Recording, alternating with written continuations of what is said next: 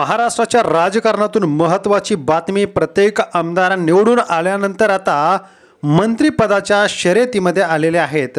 प्रत्येकालाच मंत्री व्हायचंय, मात्र अनेक दिग्गजांना या ठिकाणी धक्का बसणार आहे। मुख्यमंत्री देवेंद्र फडणवीस यांच्या मंत्रिमंडळामध्ये सामील होण्यासाठी अनेक जण वेगवेगळ्या ठिकाणी फील्डिंग लावत आहेत। अशातच माजी मंत्र्यांचा एक रिपोर्ट कार्ड आला आणि या रिपोर्ट कार्डमध्ये अनेक मंत्री नापास झालेले आहेत। येणारा त्यांचा काळ, मंत्रिपदाची अपेक्षा या भंगताना दिसणार आहेत। महत्त्वाचं म्हणजे ती कोणती व्यक्ती आहे ते जाणून घेऊया। व्हिडिओ शेवटपर्यंत बघा व चॅनलला सबस्क्राईब करा। एकंदरीत बघता संपूर्ण मंत्रिमंडळाचा जो विस्तार आहे तो येत्या काही दिवसात होणार आहे।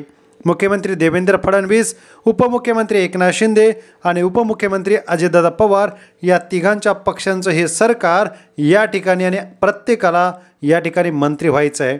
यात जवळपास भारतीय जनता पक्षाला 23 मंत्रिपद, त्याचबरोबर ती एकनाथ शिंदे यांना 13 मंत्रिपद आणि अजित पवार यांना 10 मंत्रिपद असा फॉर्म्युला जवळपास निश्चित झालेला आहे।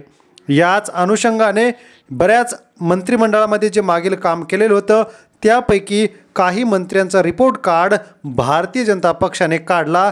त्यानुसार आता या मंत्रिमंडळामध्ये त्यांना पुन्हा संधी मिळणं थोडंसं अवघड झालेलं आहे।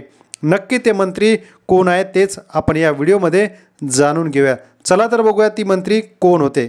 यामध्ये अजित पवार गटाचे हसन मुश्रीफ, उद्धव ठाकरेंची साथ सोडून शिंदे गटात असलेले संजय राठोड, अजित पवारांचे दुसरे मंत्री छगन भुजबळ यांना या मंत्रिमंडळामध्ये स्थानासाठी आता थोडंसं झगडावं लागणार आहे।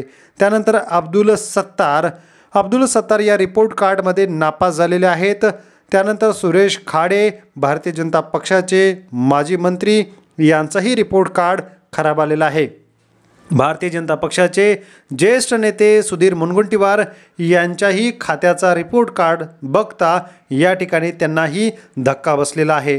जवळपास या मंत्र्यांचा रिपोर्ट कार्डमध्ये हे मंत्री नापास झालेले आहेत। त्यामुळे येणारा मंत्रिमंडळाच्या विस्तारामध्ये यांना संधी मिळते का नाही यावरती मात्र शंका उपस्थित केली जाते।